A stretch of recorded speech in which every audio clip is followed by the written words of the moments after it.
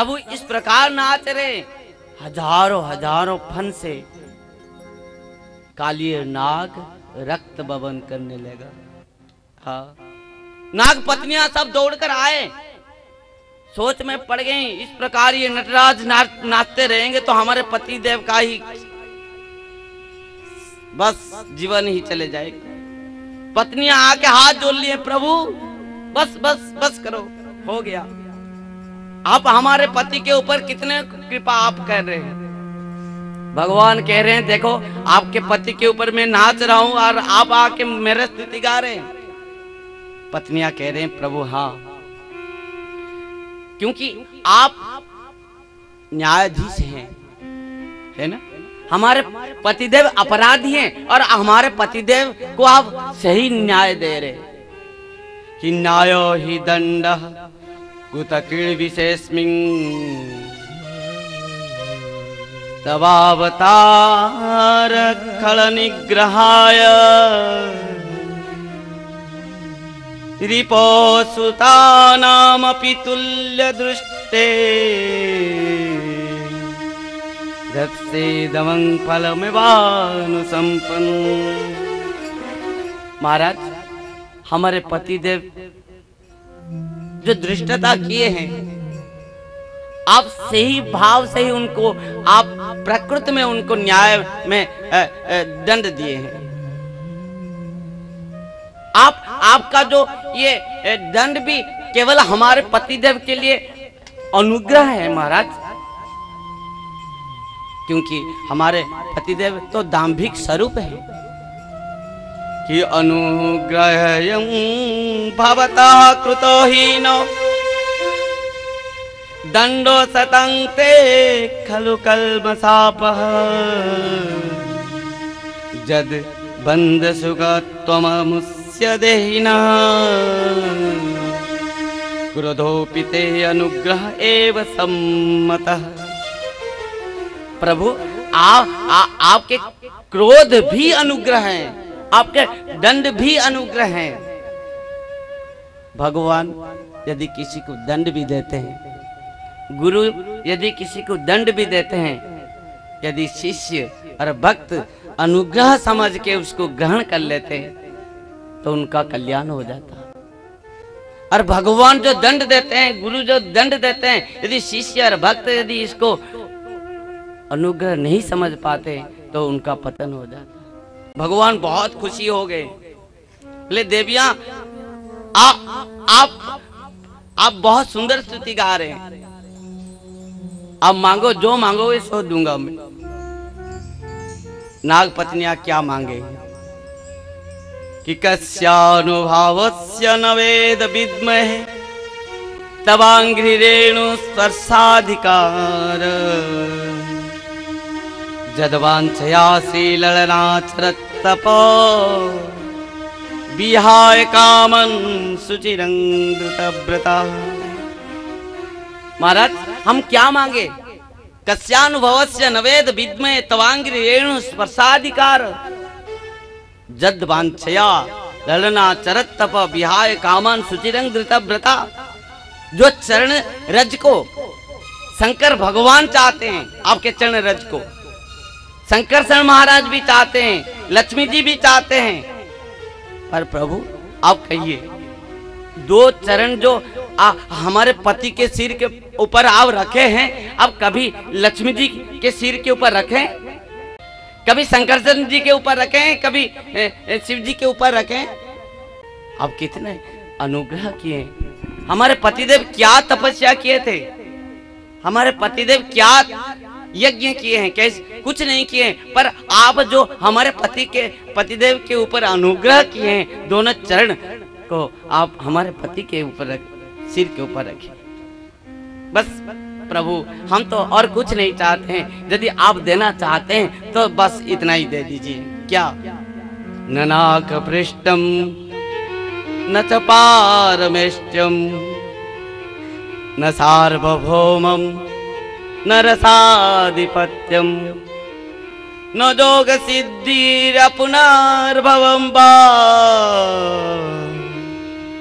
वाञ्छन्ति जदपादरजो प्रपन्नः बस हम संसार के वैभव नहीं चाहते हैं। ननाक पृष्ठम न पारमेष्टम न सार्वभौमम न रसाधिपत्यम न जोग सिद्धि पुनर्भवम वा वांछन्ति जद पाद रज प्रपन्ना। आपके चरण के रज को हम चाहते हैं।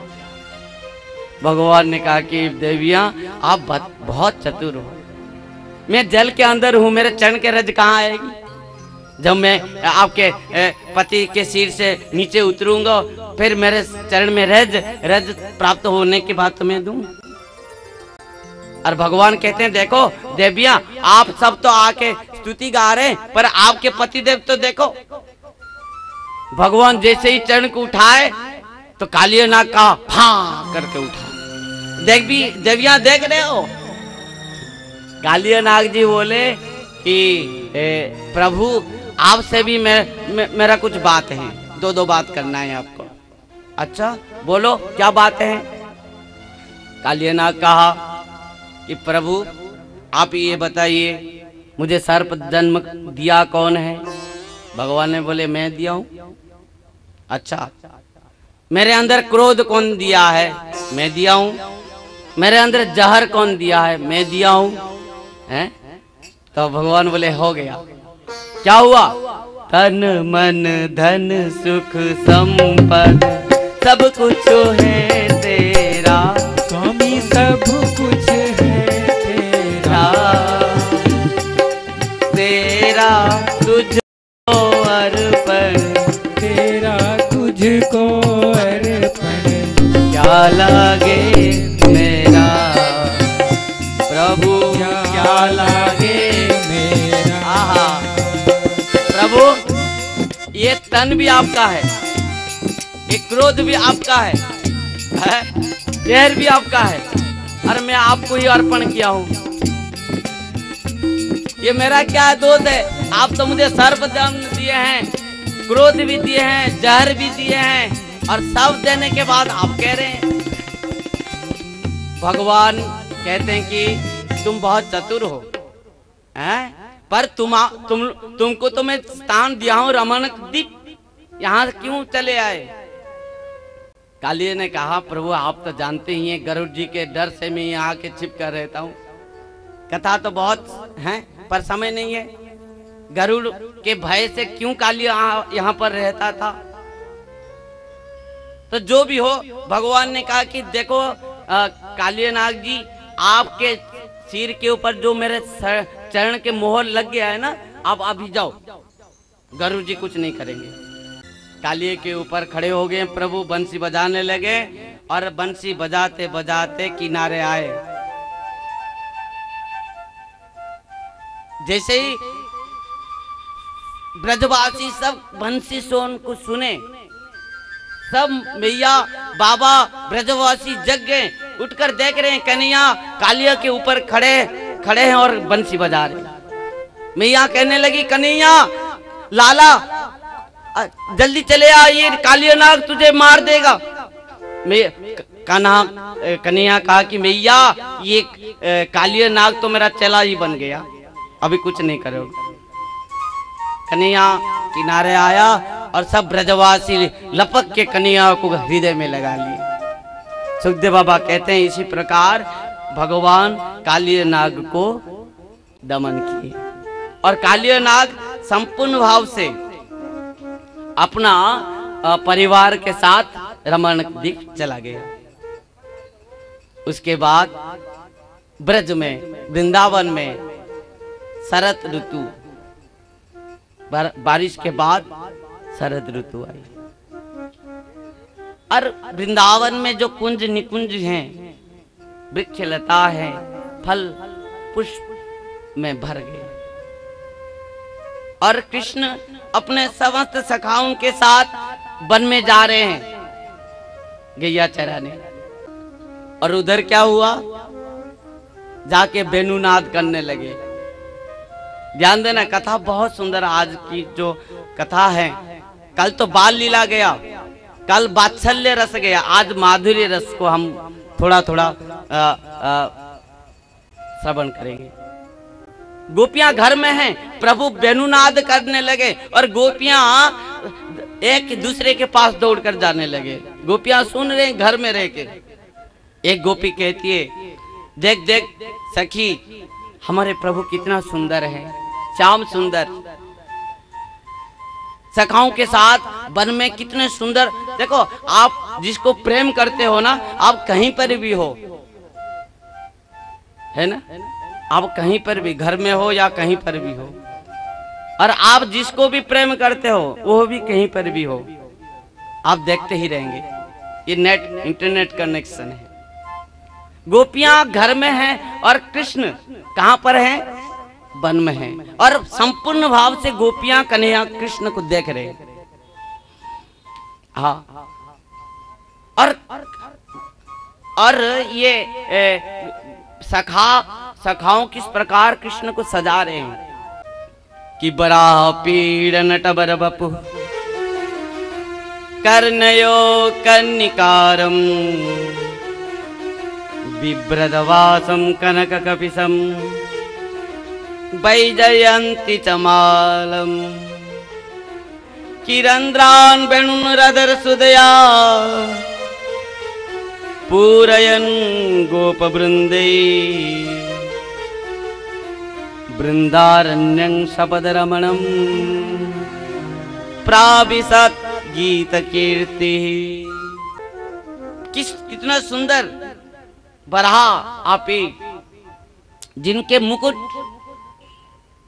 मोर पंख द्वारा बहुत सुंदर सुशोभित है। बराह पेड़ नटवर बपु, जिनके बपु शरीर नट जैसे। कर्णय कन्निकारम, दोनों कान में एक कन्निका है। देखो, गोपियां घर में रह के वर्णन कर रहे हैं, कह रहे हैं कि बिभ्रदवासम कनक कपिशम वैजयंती चमालम, पीतांबर धारण किए हैं, वैजयंती माला धारण किए हुए हैं, और क्या? रंध्रान वेणु रधर सुदया पूरयन गोप वृंदे। इस प्रकार तान अपने मुख में रख के मुरली धारण किए हुए हैं, और इस प्रकार रूप में हमारे श्याम सुंदर सखाओं के साथ धीरे धीरे वन से हमारे ब्रज के ओर आ रहे। दूसरी सखी कहने लगी, अरे सखी देख देख, तो ये क्या, ये बंसी किस जन्म में ये क्या तपस्या की है, जो हम जो हर समय हर पल हर क्षण केवल कृष्ण के अधरामृत पान के लिए हम तड़प रहे हैं, पर ये बंसी क्या इस प्रकार तपस्या की कि हर समय हमारे श्याम सुंदर के अधरामृत को ये पान कर रहे हैं। और दूसरी सखी कह रही कि देख देख सखी, बंसी के बाद क्या कहा, ये वन में पशु पक्षियों की भाग्य तो देखो, जब भगवान बंसी बजाते हैं, जब गैया घास खाने छोड़ देते हैं, एक टक ही कन्या की ओर देखने लग जाते हैं, दौड़कर पूंछ उठा के दौड़कर आते हैं, कन्या के पास खड़े होके ऊपर मुंह उठा के देखने लग जाते हैं। भगवान जब बंसी बजाना बंद कर देते हैं तो गैया बचने कहते हैं, बजाओ, हैं क्यों बंद कर दिए? इस प्रकार सखी देख देख, ये गैया बछड़ा की बात क्या कहें, ये बन के वृक्ष लता के हो के तो भाग्य को देखो, यमुना महारानी के भाग्य को तो देखो। इस प्रकार सब अपने घर में रह के गोपियां सब भगवान के रूप रंग लीला माधुर्य को आस्वादन करने लगे। गोपियां केवल रहते थे घर में, उनके मन हर प्राण कृष्ण के पास। एक गोपी हर समय घर में है और रोटी बना रही थी। ससुर जी बैठ कर खा रहे हैं, ससुर जी बैठ कर खा रहे हैं, बहू रोटी ला, पर बहू यहाँ तो कन्या रोटी बनाने के समय कन्या आके गोपी के पास बैठ गए। और गोपी कन्हैया के साथ बात करने लगी। सास जी आए, बहू क्या कर रही देखे तो सही। बहू बात कर रही है पर सास को पता नहीं चले कि कन्हैया के साथ बात कर रही। कह रही कि देख बहू तू बाबरी है गई क्या, तू किसके साथ बात कर रही है, कोई तो नहीं है यहाँ। किसी गोपी झाड़ू मार रही थी, कन्हैया आया, गोपी के हाथ से झाड़ू पकड़ लिया। रे गोपी, गोपी झाड़ू क्या मारेगी, झाड़ू बाहर कर रही थी, झाड़ू छोड़ दी और कन्हैया के साथ बात करने लगी। ननद जी आ गए, देख रहे हैं अरे बहू किसके साथ बात कर रही है, बाबरी आ गई का। सुखदेव बाबा कहते हैं कि गोपियां की स्थिति इस प्रकार है, बहाना घर नहीं रह पाते हैं गोपियां घर नहीं रह पाते हैं और चले जाते हैं बहाना बना के, मटकी लेके चले जाते हैं यमुना में पानी लाने। और पानी लाने के समय कदम के पेड़ के नीचे टेढ़ी टांग वाला है और गोपियां को ही पकड़ लेते।